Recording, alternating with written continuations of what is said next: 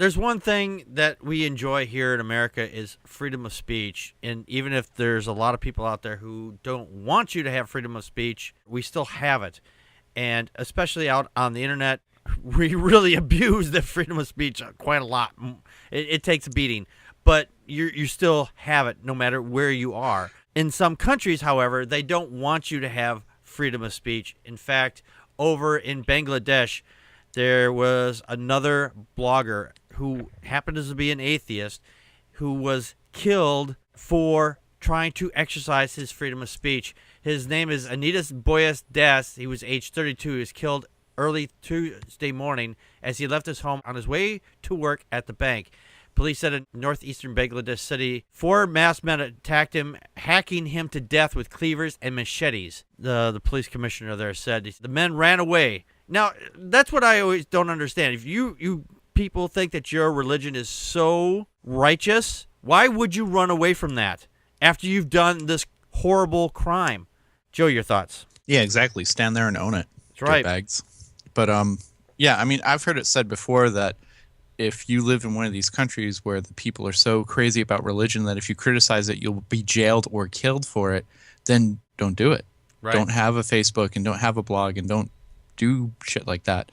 What I don't understand is how come these people in Bangladesh, these bloggers, they're not posting anonymously or with pseudonyms? Like, how is it that the attackers were able to figure out where this guy lived? Yeah, it's just baffling. I have heard there have been a few of them that have been posting anonymously, but they're still found out somehow.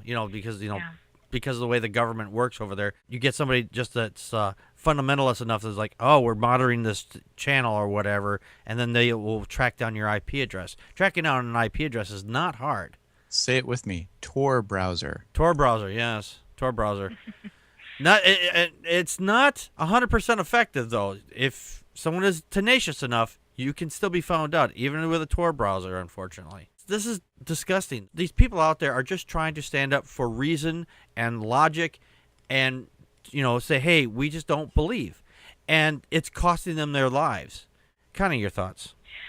Evidently, activists in Bangladesh blame these killings on the ultra-conservative Islamists who have gained prominence recently in the overwhelmingly Muslim country. And I was just reflecting on the word conservative. That's a word that used to mean something very different to me. It was just sort of like, well, I'm sort of moderate, I'm trying to be reasonable, whatever. And no, that's not even the etymology of the word. And it's just very ugly. This man who was killed today, the other day, Das, he was writing for a paper or a publication called Mutko Mona, which was founded by a man who was killed in February, Avijit Roy. He founded this paper, and in March, friend of so they know each other, and then Washkur Rahman was killed in March, and he was protesting the first guy's murder. Yeah, and the other thing was Anata Bijoy Das.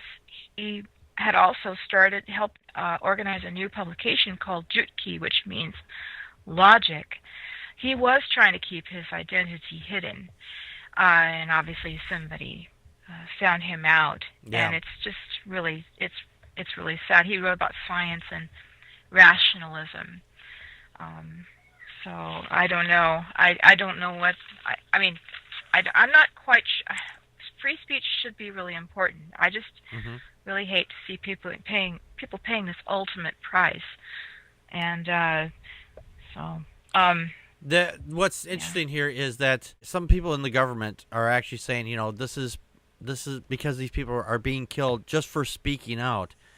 That they are trying to change it they're trying to change it in the government so people who are speaking out don't get murdered by these fanatics. And these people are fanatics. And the thing is, we are seeing right now, I think if the way Republicans keep shoving their goddamn religion into our government, and in fact, there was recently somebody that was on the Supreme Court said that states should have individual rights to establish a state religion. I'm like, you've got to be fucking kidding me. If we had a state religion, this is the kind of shit we would start seeing.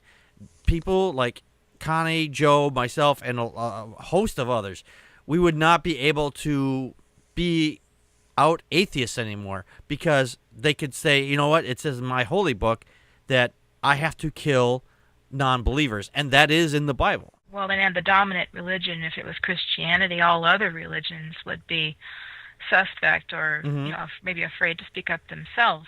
It wouldn't be freedom of religion for all because these monotheistic religions are interested in only themselves being right because that's what they preach. Right. It says here the police are investigating all the recent deaths, but few believe that the real culprits will be brought to justice. And I'm sad to say that I actually agree with that. The fact is that I don't think that they will bring them to justice because the fact is I think that they are righteous for their religion. Say my religion says I should kill you for moving away from our religion. Many people who say that, hey, I want to become a Muslim. This is the kind of shit you have to deal with if you're going to become a Muslim. If you decide, you know what, maybe this isn't the right idea, oh, well, guess what? You're fucked if you leave. Well, in countries like that. Yeah. Yeah. I mean, being a Muslim in the United States or England is certainly different than being a Muslim in Bangladesh. Right. I don't know if it's a slippery slope fallacy, but that's the next step. They move to these countries and try to, embrace the religion wholly, and then they find out, well, this maybe there wasn't the right idea. And guess what? That's when that shit happens. Religion is just bad news all the way around. And as I've said it on the show many times, it poisons everything. And religion does poison everything. And it doesn't matter whose religion it is. And I don't care what you think, how good your religion is. It's poisoning our society. Are you saying that the flying spaghetti monster is poisoning society? No, that one's just noodling all over the society. Oh, so that one's got marinara. I've got marinara. It's an okay religion. I didn't say it was an okay religion. It's got marinara sauce on my car. Come on now. It's just... it's spreading it's noodly sauce all over my car in the morning. You know how hard it is to get tomato sauce off of a windshield? Come on now. I'm a olio with Parmesan effective at Flying Spaghetti Monster myself. Actually, the religion of the Flying Spaghetti Monster is just a parody of Christianity, so it's not. I don't even think it's even.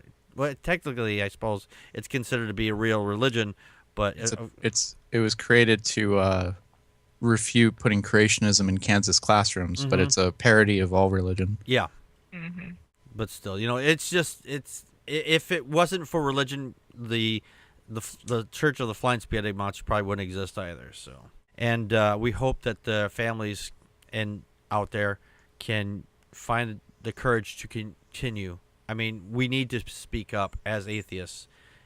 And if you can't because of you're getting death threats or whatever, then do what you can to protect your identities and protect yourselves.